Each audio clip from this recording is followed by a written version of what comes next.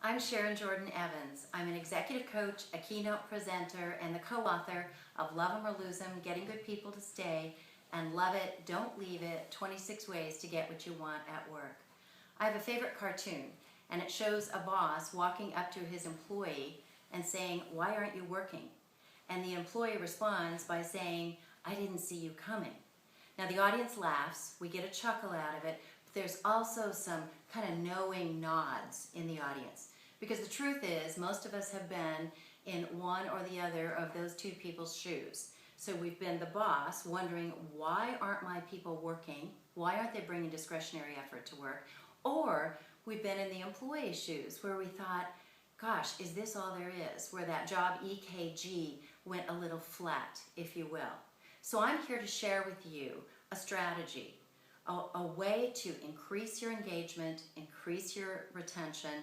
It's called the STAY interview.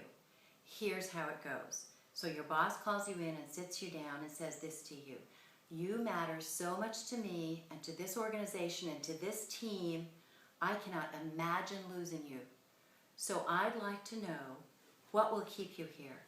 And I'd also like to know what could entice you away." Now, when I ask the audience how many of you have had a boss do almost exactly that, it turns out that maybe 5 hands in a sea of people, 5 hands may go up. So I call on them. I say, "Well, how did it feel?" "It felt great." "How did it feel?" "It felt wonderful." "How did it feel?" "I felt valued." Now, in one case, a young man was raising his hand and I called on him and he said, "Well, Sharon, actually, it felt a little late. It was in the exit interview." Again, another chuckle from the group, but how sad it is and how true it is that sometimes we find out how treasured, how valued we were when we've given notice. So if in fact it feels so great to have a boss do this, why aren't bosses doing this? The answer is fear. They're afraid that what their employee asks for, they're not going to be able to give. They can't deliver on. That's the concern.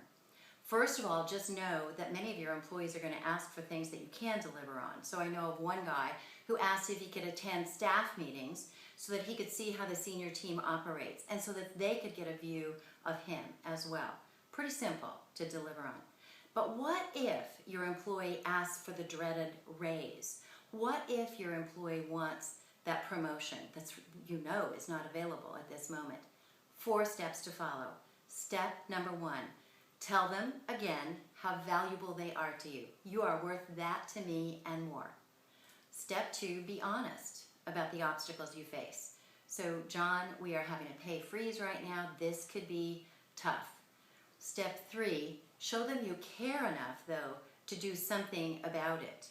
So here's what that boss could say: "John, this is going to be tough potentially, but I'm running it up the flagpole. You are worth that to me and more. I'm going to see what I can do. And if not this, then what? And if not now, then when? I'm going to check into it. Let's meet next Friday." Then step number 4, and this is the magical one, ask what else. If not a promotion right now, what else are you looking for? What else would help you be engaged, fully engaged, and willing to stay for a while with us? And then you partner with that person to see what you can do to make it happen. I guarantee if you ask what else, you will hear from people something that you can deliver on. Now, I had a banker in an audience say to me one time, "Sharon, if I had conversations like this with my employees, they would fall over in a dead faint."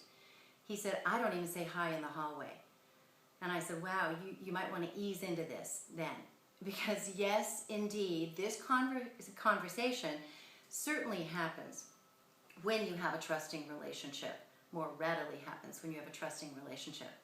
But here's the paradox of it. These conversations build trust. And by the way, it's not one conversation. It's a series, isn't it? It's an ongoing conversation, interaction with that treasured, talented employee.